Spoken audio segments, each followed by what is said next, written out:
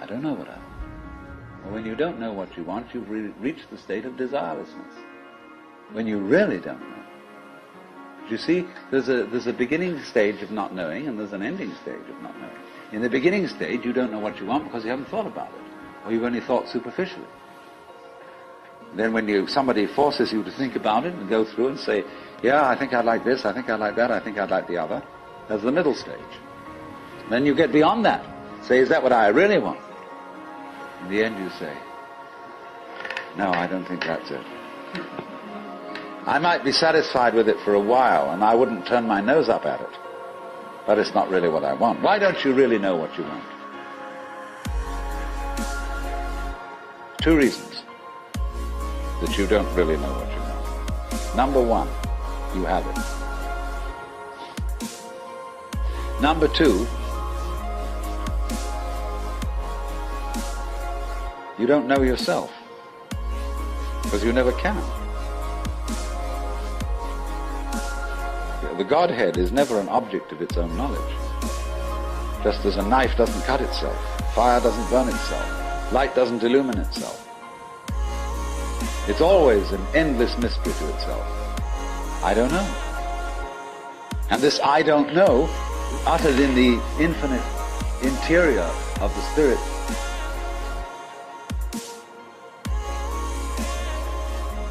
this I don't know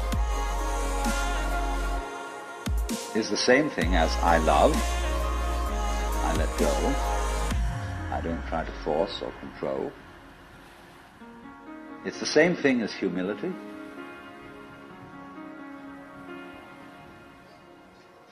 And so the Upanishads say, if you think that you understand Brahman, you do not understand, and you have yet to be instructed further. If you know that you do not understand, then you truly understand. For the Brahman is unknown to those who know it, and known to those who know it not.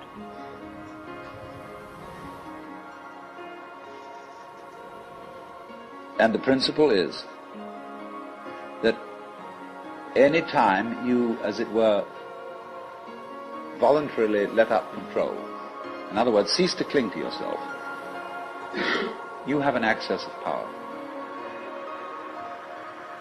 Because you're wasting energy all the time in self-defense, trying to manage things, trying to force things to conform to your will. The moment you stop doing that, that wasted energy is available. Therefore, you are, in that sense, having that energy available, you are one with the divine principle. You have the energy.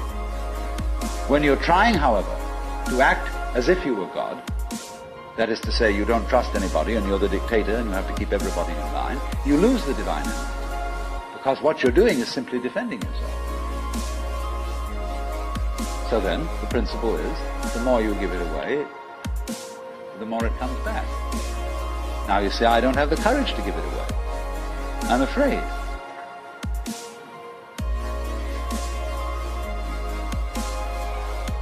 And you can only overcome that by realizing you better give it away because there's no way of holding on to it. The meaning of the fact, you see, that everything is dissolving constantly, that we're all falling apart, we're all in a process of constant death, and that the worldly hope men set their hearts upon turns ashes or is prospered when like snow upon the desert's dusty face, lighting a little hour till it's gone, and all that Umar Khayyam jazz. The cloud-capped towers, the gorgeous palaces, the great globe itself, I all which is intelligent shall dissolve, like this insubstantial pageant faded blue not a rack. All falling apart. Everything. That's the great assistance to you.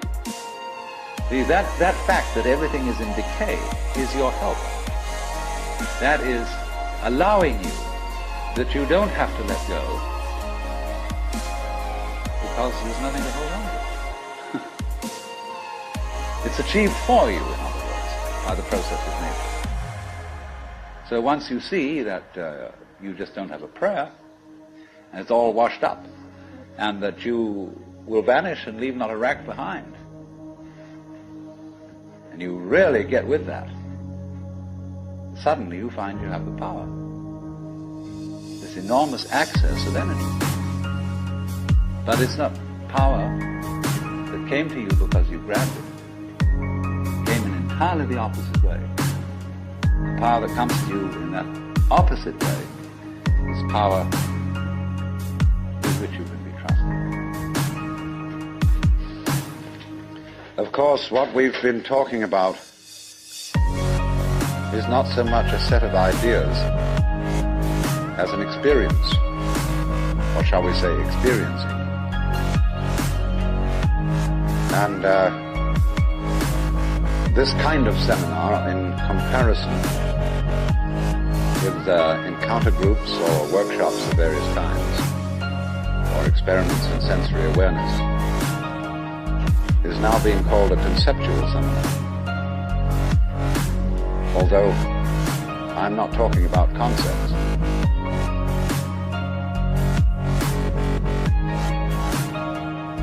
But the crucial question arises that an understanding, a real feeling understanding of the polar relationship between the individual and the world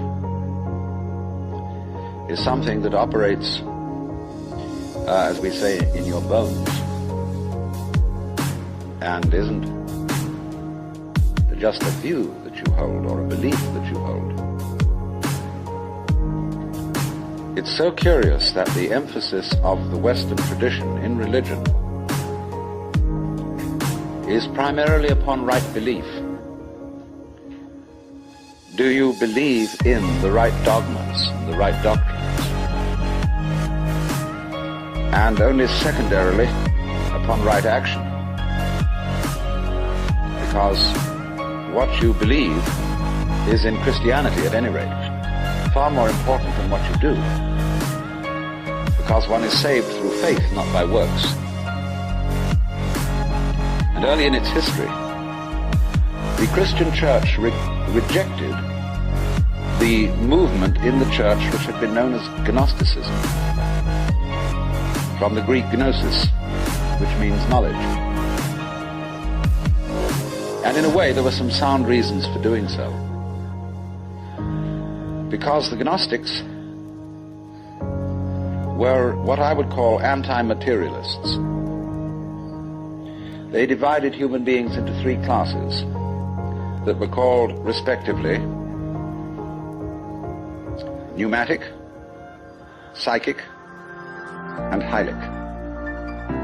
The last one being H-Y-L-I-C, from the Greek hyli, or they would call it now Ili, meaning wood. So the people were spiritual, psychological, and wooden. And that is to say, the wooden people were those most absorbed in materiality and most closely identified with their bodies. And Orthodox Christianity rejected this sort of distinction because of the perfectly correct idea that material existence is not inconsistent with spirituality. This is something which most Christians have forgotten. But they do believe as the central principle of Christianity in what's called the Incarnation. That in Jesus of Nazareth, Almighty God did in fact become material, become human. And by this process initiated a transformation of the cosmos. In the words of Saint Athanasius, God became man that man might become God. And you don't hear that from the pulpit very often. The Christian church therefore emphasized pistis, or faith, as against gnosis, or knowledge. Because they said you can never know God. God could never become an object of knowledge. And in this funny roundabout way, the Christian theologians were saying exactly the same thing as the Hindus. Only the Hindus do call this knowledge of God through faith, they call it jnana, which is the same as the Greek word gnosis. But just to give you a little sidelight on how words get mixed up in their meanings, we now have a class of person called an agnostic. And an agnostic generally means a person who doesn't commit himself to any beliefs about the ultimate nature. Đêm buồn lặng lẽ, một mình tôi nhìn mưa rơi chợt thấy bồi hồi, thao thức đợi chờ người xưa đến. Có lẽ người ta chẳng nên rồi ngậm ngùi nhìn cánh phượng vĩ rơi, ve ngân dạ khúc thật bùi ngùi, hạ chưa kịp đi thu vội tới. Từ nay ta đã mất nhau rồi, duyên hai ta đã hết rồi.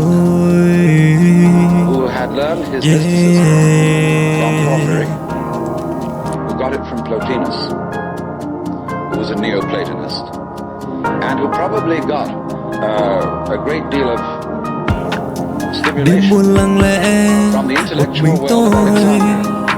Nhìn mưa rơi chợt thấy bồi hồi, thao thức đợi chờ người xưa đến. Có lẽ người ta chẳng đến rồi ngậm ngùi nhìn cánh phượng vĩ rơi, ve ngân dạ khúc thật bùi ngùi, hạ chưa kịp đi thu vội tới. Từ đây ta đã mất nhau rồi, duyên hai ta đã hết rồi.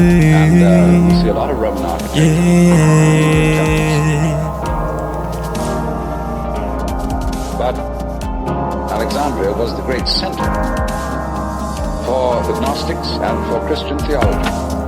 Đêm buồn lặng lẽ, một mình tôi nhìn mưa rơi chợt thấy bồi hồi, thao thức đợi chờ người xưa đến.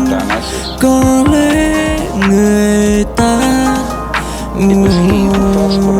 chẳng đến rồi ngậm ngùi nhìn cánh phượng vĩ rơi, ve ngân dạ khúc thật bùi ngùi, hạ chưa kịp đi thu vội tới. Từ đây ta đã mất nhau rồi, duyên hai ta đã hết rồi.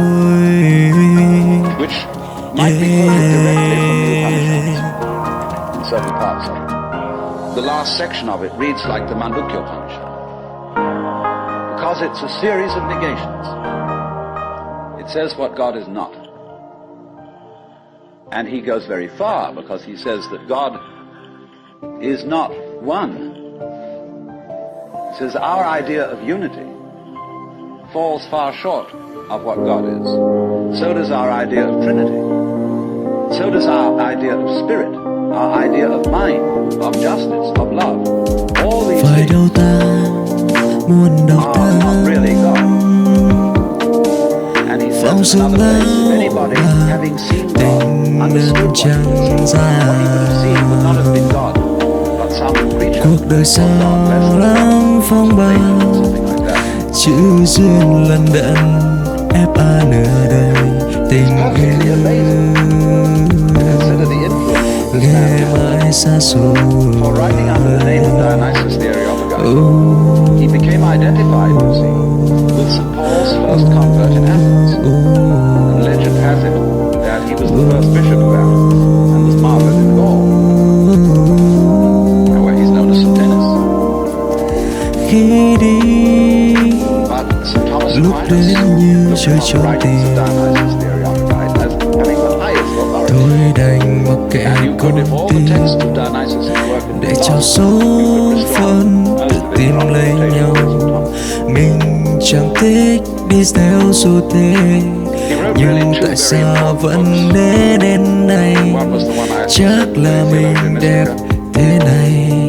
Mọi người cứ nghĩ mình đây có bầu, tôi mặc kệ đời số mình đây. Sống hẹp ấy mình cũng thấy cũng vui, gọi cần em phải những mùi ghen hờn cay đắng. Kata, meaning to say according to, that is to say, to speak by analogy. Where he used, though, entirely negative language about God, this sort of discourse was called apophatic. And the word apo meaning away from, to talk away from. Just as a sculptor, when he makes an image, reveals the image by Tôi removing the đành stone. mặc kệ con tim So Dionysus để cho explained số phận that tự contains tìm the lấy knowledge of nhau. God, Mình by discarding chẳng thích đi theo xu thế, which is exactly nhưng what tại they sao vẫn But they say, đến này? of God one Chắc cannot say là mình anything, đẹp thế này. not this, not Mọi this, người cứ nghĩ not any conception. mình đây có Not in Hindu bầu, philosophy, the tôi mặc highest kệ state of consciousness in samadhi đời is số called mình nirvikalpa đây. samadhi, Sống means hẹp ấy literally mình cũng thấy Vikalpa cũng means a vui, concept. Nir is a gọi negation. cần em So the phải non-conceptual những knowledge. mùi Now people ghen have hờn greatly misunderstood cay this. đắng. They have imagined that unknowing the state of the highest contemplation was the acquisition of a blank mind, from which you first discarded thought, you went on to discard perception, you went on to discard any kind of sensory content in awareness, until you were, so far as anyone could say, aware of nothing. Em xinh như một bông hoa And they ngát supposed hương lan tỏa that thiết this kind tha of tháng ngày. catatonic state Dù was xa mystical tình consciousness. anh vẫn đắm say như bên nhau mãi This vòng is tay nồng often nàn. believed in Hoa India. em dù úa You hay go to the tàn, Vedanta Society and ask nụ what hôn it anh means gửi by trên làn nirvikalpa môi samadhi. xinh. Yêu They em will mãi tell you mãi that chung one in tình, that state hương hoa vẫn has quyện no đôi mình consciousness với whatsoever nhau. of the sensory Đừng world. làm cho trái tim That đã he's completely âu, absorbed, đừng làm as you nỗi sometimes nhớ see nát Hindu nhau holy tâm men can. sitting in a state Yêu không where đợi they thời are gian, blind and deaf yêu nhau to có lúc everything going on lệ around. tràn đậm mi, đừng bao giờ nói chia ly. The founder of Chinese Zen, known as Huineng, described people like that as no better than pieces of rock and lumps of wood. Said it's a very serious mistake indeed to confuse Em xinh như một bông hoa ngát hương lan tỏa thiết tha tháng ngày. Dù xa tình anh vẫn đắm say như bên nhau mãi vòng tay nồng nàn.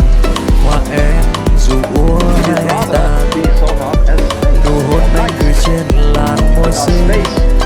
Yêu em mãi mãi chung tình, hương hoa vẫn quyện đôi mình với nhau. Đừng làm cho trái tim đã âu, đừng làm nỗi nhớ nát nhau tâm can. Tình yêu không đợi thời gian, yêu nhau có lúc lệ tràn đậm mi, đừng bao giờ nói chia ly. It's often said in Zen imagery, you can't hammer a nail into space. You can't spit on the sky and soil.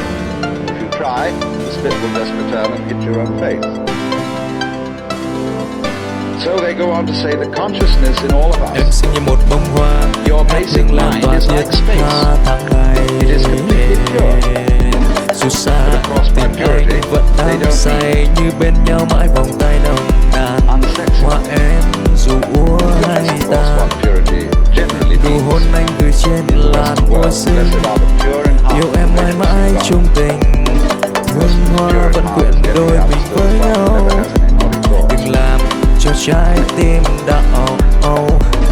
làm nỗi nhớ nát nhau tâm can. Tình yêu không đợi thời gian, yêu nhau có lúc lệ tràn đậm đi, đừng bao giờ nói chia ly. But this misunderstanding of the nature of contemplation existed not only in India, from which it was transmitted to China, but also in the West. You read many treatises on Western mysticism, and there's still the feeling that getting into a deep, deep trance, sometimes called rapture, again, the word rapture has undergone some transformation. We talk about rapture as people being beside themselves with pleasure. But to be rapt means to be taken away from the body. So also ecstasy, we now interpret as meaning in a state of high pleasure. But it means to be outside yourself, to stand outside yourself. Your soul has left you, it is with God. As Arabs say of all crazy people, be kind to them. They're not here, their soul is with God. But actually, if it can be true, as Buddhists say, that nirvana and samsara are one, and if it can be true, as Christians say, that the spirit can be made flesh, the word can be made flesh, then obviously the highest form of man is not sitting in a trance like a lump on a log, with a perfectly blank mind. Because if that were the highest state of consciousness, it would be an exclusive state of mind, a state of mind that shuts out life. And in that sense it could not qualify for being what the Hindus call non-dualistic. They always speak of the highest reality as being not one, because one excludes many. Not nothing, because nothing excludes something. Not being, because being excludes non-being, and vice versa. And so they use this word non-dual to mean that which doesn't exclude anything, which, as it were, has no outside. As we say, space has no outside. You can only have outsides inside space. You can't have any outsides outside space. There is no outside space, even though space may be curved. Fine.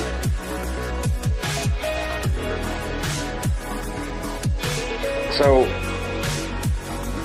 yeah, if you want to think incidentally of that curved space, go and take a look at a photograph in the Life, a book on mathematics, where there's a picture of a Klein bottle, which is a three-dimensional Möbius strip. A Möbius strip, you know, is a piece of paper that is twisted once and then joined, and it has only one side and only one edge. Now, a Klein bottle is a three-dimensional Möbius strip, and it only has one inside. It has no outside. You can say it has an inside and no outside, or it has an outside and no inside. It's a fabulous little trick. But there's something like that would be the nature of space, as that which does indeed transcend the opposites.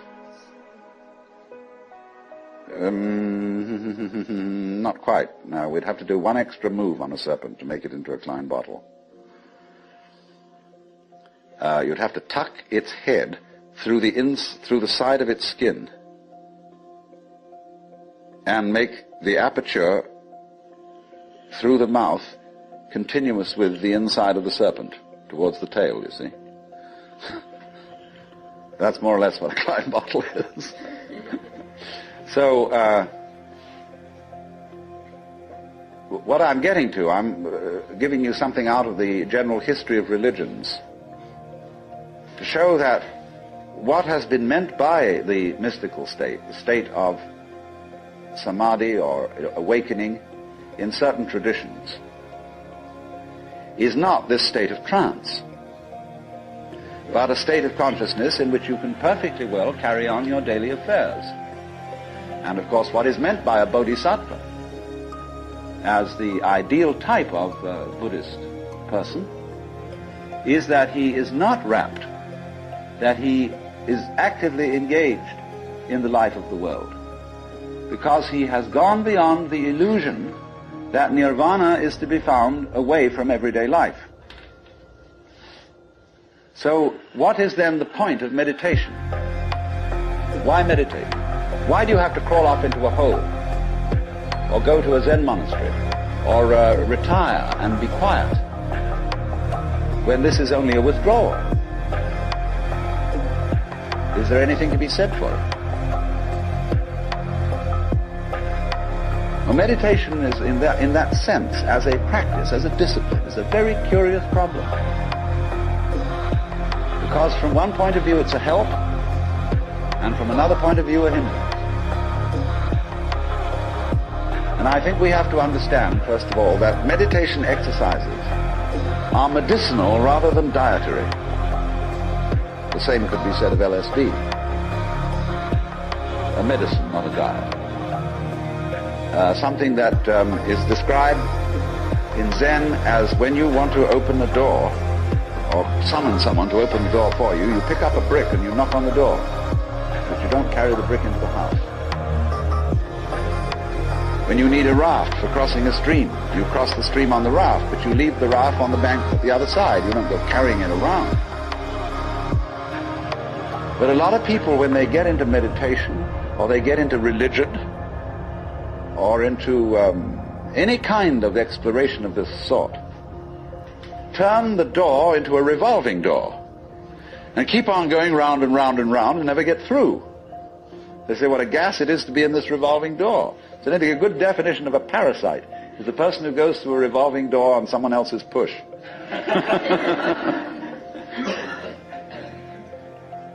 So there are all sorts of people in the religious racket who are going through revolving doors. And they're very bitter about people who walk right through and leave the door behind, because they say, well, you haven't paid enough respect. You must really understand religious one-upmanship. It's a tremendously important thing.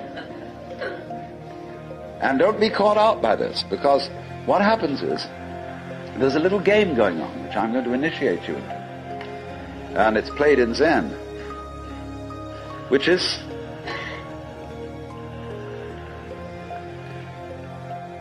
it works like this. If you go to a teacher and ask for spiritual instruction, or even if you come to a seminar like this, you are, by doing that, confusing yourself, because you are looking for what you're asking for outside, as if someone else could give it to you, as if you didn't have it.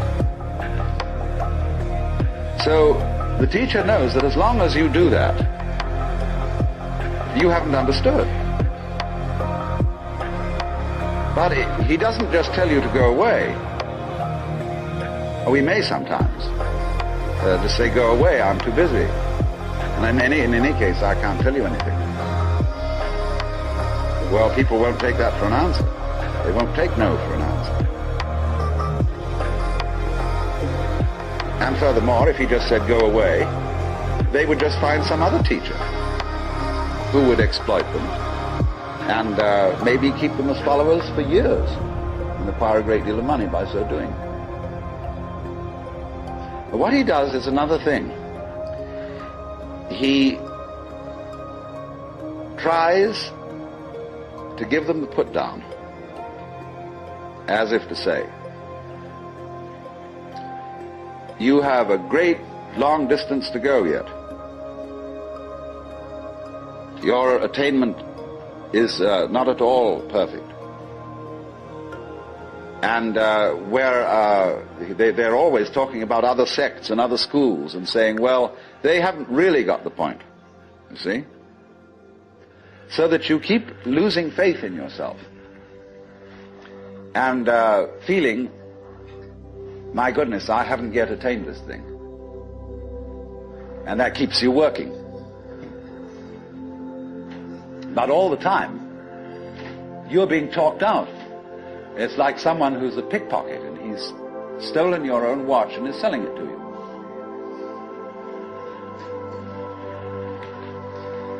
But just so long as you can be talked out of yourself, you deserve to be.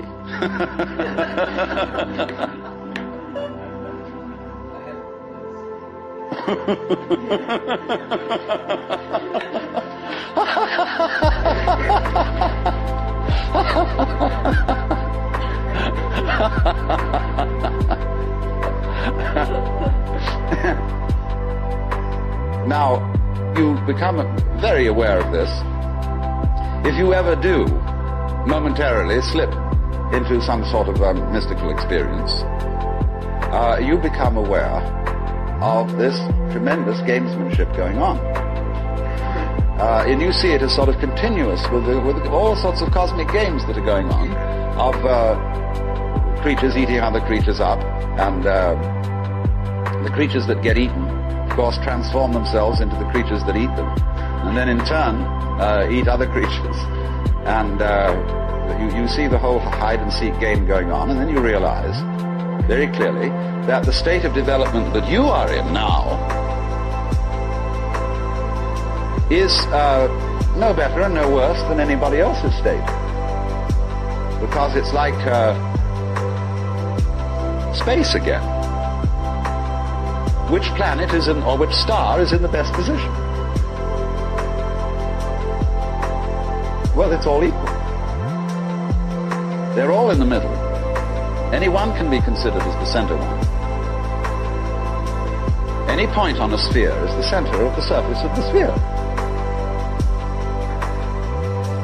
So, in the same way, everybody, in all his behavior, whatever he's doing, whether we call him from a certain point of view sick, or whether we call him healthy, whether we call him good or bad, neurotic, normal, psychotic, sane, all the manifestations are just like the leaves on the trees. And in each being in a unique way is, as Christians would say, manifesting the will of God.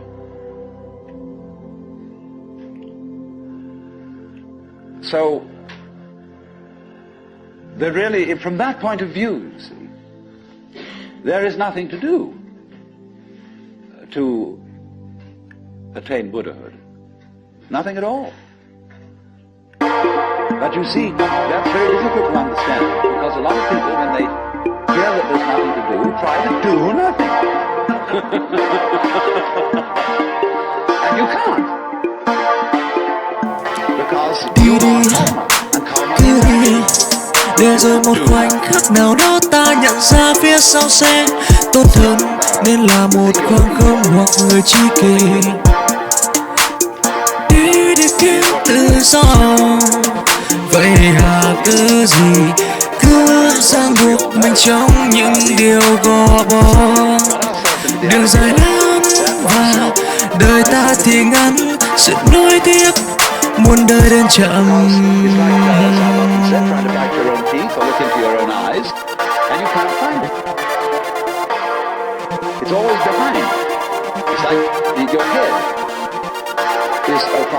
Rồi một ngày nào đó, trên con đường thực sự thuộc về riêng bạn, những quyết định sẽ khiến bạn hạnh phúc. Sự đúng hay sai, sự tự do vốn chẳng an toàn. Muốn bước đi chạm vào tự do, sao cứ nép mình trong bóng cây già, gần như giữa mục để mơ về một ngày nắng cháy. Đầu tuần mong mỏi khát khao, và cuối tuần ấm áp ngọt ngào bên nhau. Có khát khao, có ước mơ, sao cứ hoài tự mãn với bản thân sao? Tự an ủi mình với những điều vốn dĩ không đáng, thuộc về con tim không tuổi. Tại sao? You know, he's kind of bleary-eyed and angry. So he summoned servants and said, "Ye gods, I've lost my head, find it." And they said, "But Your Majesty, cứ đi để rồi một khoảnh khắc nào đó ta nhận ra phía sau sẽ tốt hơn, nên là một khoảng không hoặc người tri kỷ. Đi để kiếm tự do, vậy hà cứ gì cứ ràng buộc mình trong những điều gò bó. Đường dài lắm và đời ta thì ngắn, sự nối tiếc muôn đời đến chậm.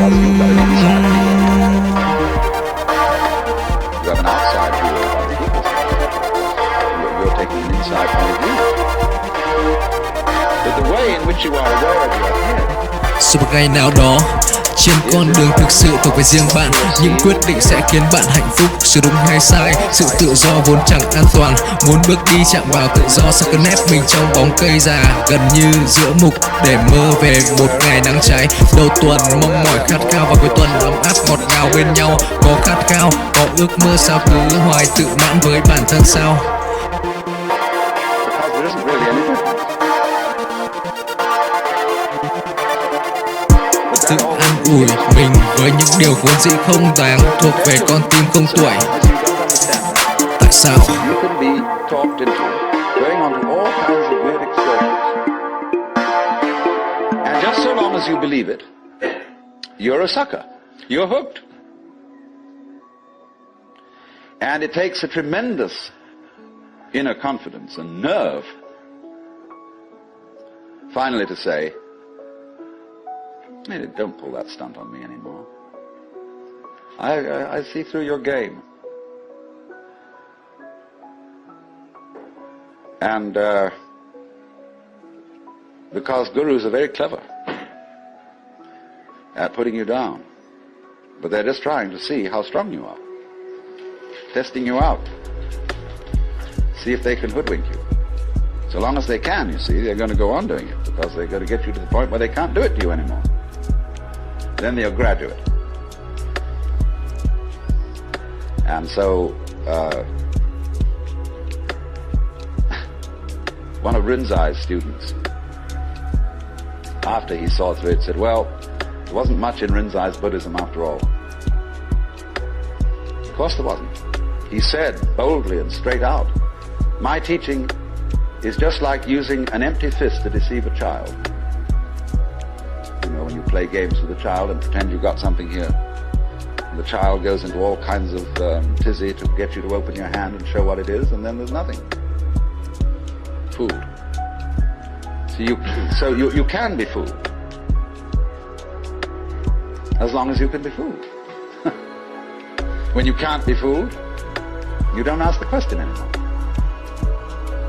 because it's all become clear. It's all become clear that there is no puzzle about this universe. What makes you think there are puzzles about this universe? Very simple reason. You're trying to explain it. And when you explain things, what do you mean by explanation? There are several meanings of explanation. There's really one basic meaning. But first of all, to be able to translate what is happening into terms of words or numbers. In other words, to describe. But a real explanation is not just a description. It's a description which enables us to control what we are describing. But didn't we see in the last session that to control the world is not really what we want to do?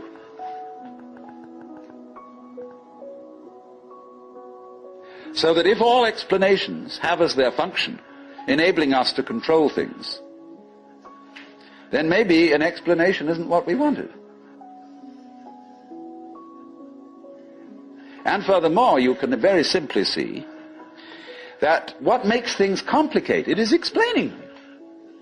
When somebody explains to you how a flower works, and he's a great botanist, and analyzes all the innards of a flower, and shows the channels, the fibers, the processes of reproduction, and so on that go on in it, everybody stands fascinated.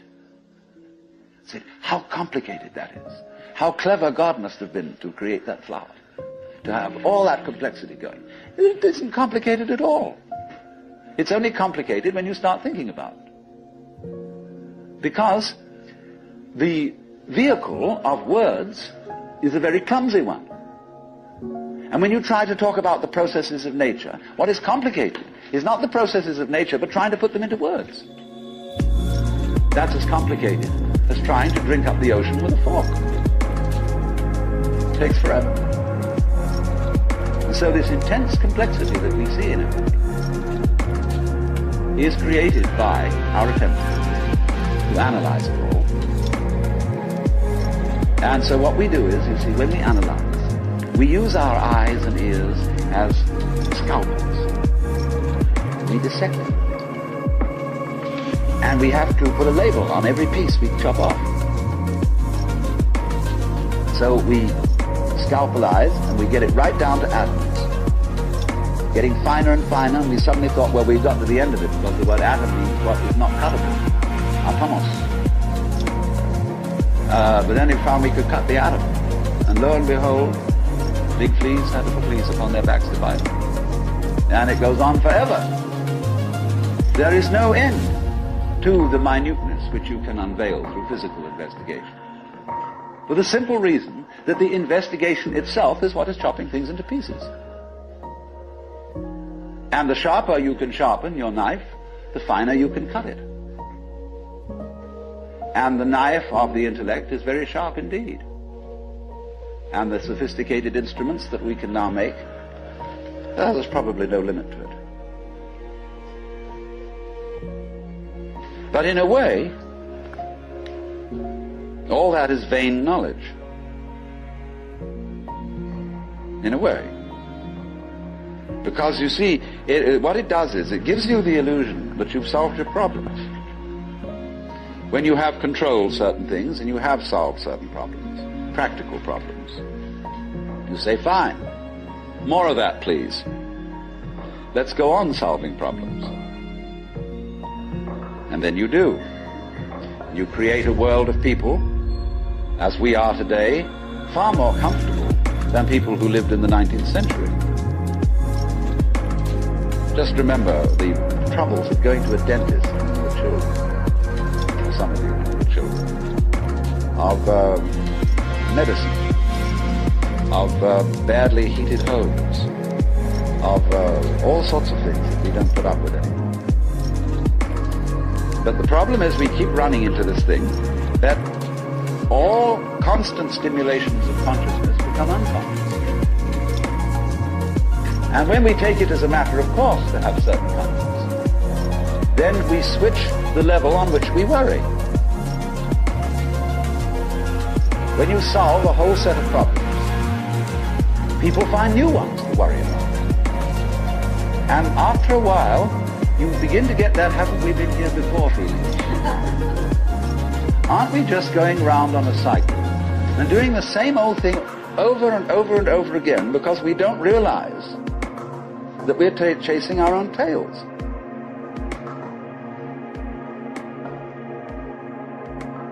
By an eternally recurrent process of not knowing who you are.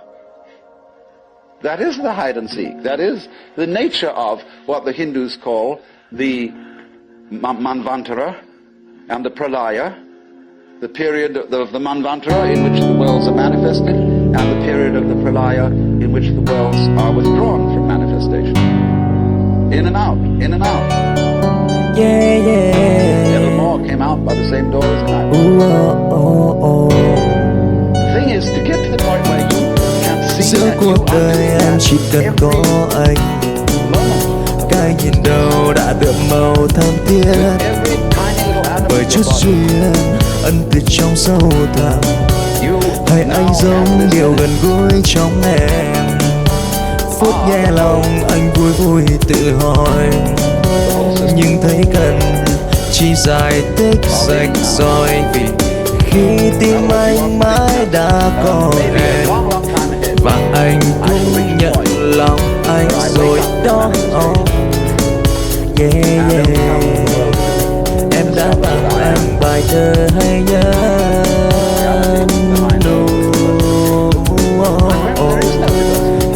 Yeah, yeah, yeah. In other words, what you call diversification is your game.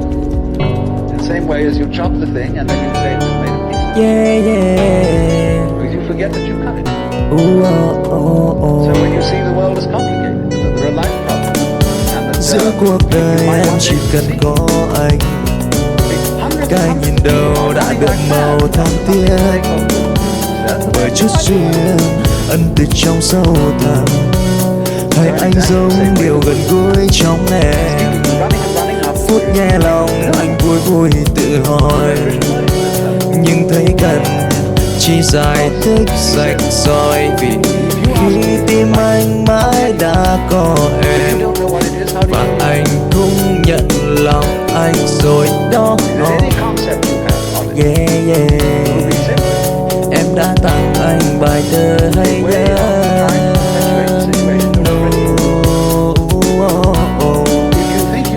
Yeah, yeah,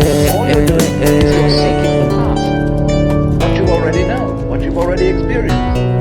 Therefore, that's not it, is it? Because you say you're looking for something quite new. But what do you mean new? What's your conception of something new? Phút nghe lòng anh vui vui tự hỏi, nhưng thấy cần chỉ giải thích rạch ròi vì khi tim anh mãi đã có em và anh cũng nhận lòng anh rồi đó. Yeah, yeah. Em đã tặng anh bài thơ hay nhớ.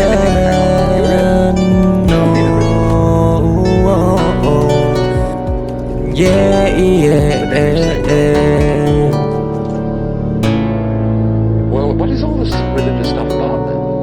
Why don't we just forget it? You can try. By all means. Just go away. Don't go to gurus. Don't go to church. Don't enter philosophical discussions. Forget it. But then you'll realize that by having consented to forget it, you're still seeking. What a trap. What can you do? You see, if you stay here and listen to me or to anyone else who comes around here, you're fooling yourself. But if you go away, you're fooling yourself too. Because you still think that's going to improve your situation. It won't. And therefore, when you discover that it doesn't, you'll think, well, maybe it was a mistake to go away, and you come back to the guru. And he looks at you and says, you are very undisciplined, very inferior student.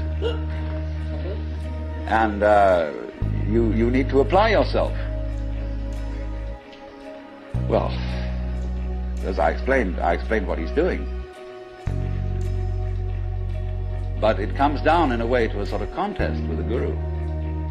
See? Will you call his bluff? You're afraid to. Because you might discover that if you do call his bluff, he's no better than you are. Well, that's what you're supposed to find out. But without being cynical about it. He's as divine as you are. But you've got to call the bluff. There's going to be a showdown. And it's a double bind. The whole situation's a double bind. Because it doesn't do any good to stay here, and it doesn't do you any good to go away. Either to do something about it or to do nothing about it. Now then, there's something else. When you understand that, and when you realize that there's nothing to realize, well, it's all here, then what are you going to do? Well, of course, this is the sense of a Zen poem. Supernatural activity and marvelous power. Drawing water, carrying fuel. You know? Do whatever one does as a human being. But there's a little element of Philistinism in that. It's like when a child is pestering father or mother with all sorts of questions. They finally get down to the deepest metaphysical problems. They say, oh, shut up and eat your donut. And I wouldn't say that, you see, at this point. Because life, as one looks at it, you see, is in fact a celebration of itself. When you look out at night at the stars and you really wonder, good God, what is all that about? Well, it's a firework display. And it's celebrating High Holy Day. It's whoopee. And the whole world is whoopee. It's a kind of exuberance. And therefore the proper function of religion is digging this. It's not seeking. It's not seeking anything, but is, in a way, thanksgiving.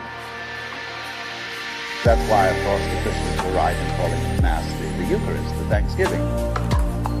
Only they had such a complicated way of thinking about it that nobody could understand it.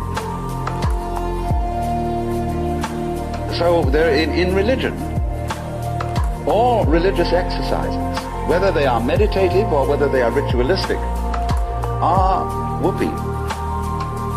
They are not something you do in order to attain anything. They are like art forms, like dancing. They are expressive of attainment, of the attainless attainment. So here's another hang-up for you. When you go to Mr. Suzuki, who runs the Zen Center, he's a good disciple of Dogen, who brought Zen, a certain school of Zen to Japan in the 13th century. Dogen said, you can't sit and meditate unless you're already a Buddha. In which case, why meditate? Well, meditation is just the way a Buddha sits. And he called this sitting just to sit, not to attain enlightenment. Because the minute you do that, you see, you're not meditating.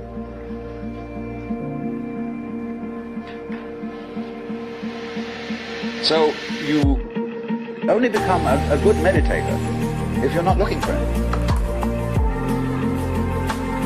And therefore, you realize what a great thing it is to be able to sit.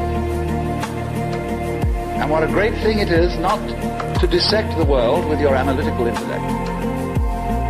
To be able to look out at the water or the trees or at the floor or the light on it in front of you without calling it light or floor or trees or thinking that it has parts or thinking that it's complicated. It isn't.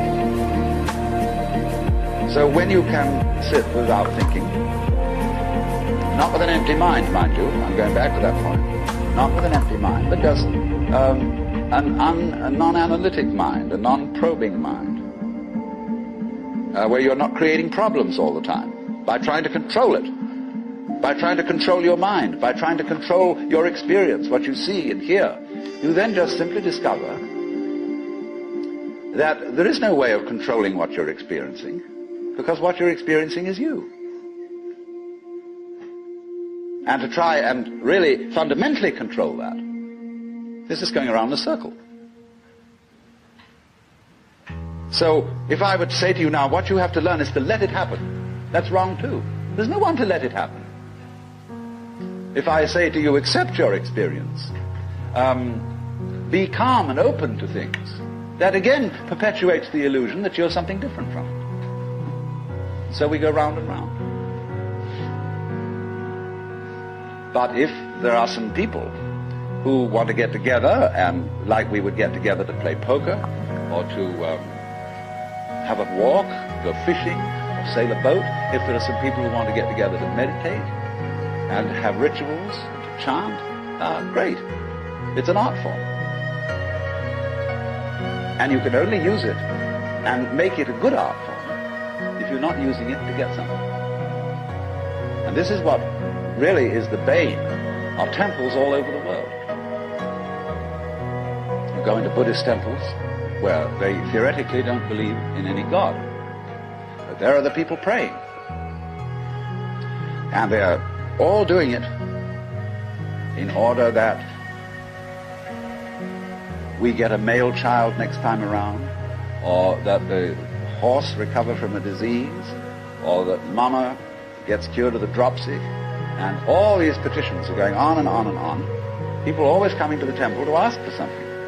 Lowbrow people for lowbrow things, highbrow people for highbrow things. And there all the vendors sit outside and sell souvenirs and magic and charms, and all the people go in and do this. And all these serious priests sitting there, really having to keep up face and say, yes, we can provide these services.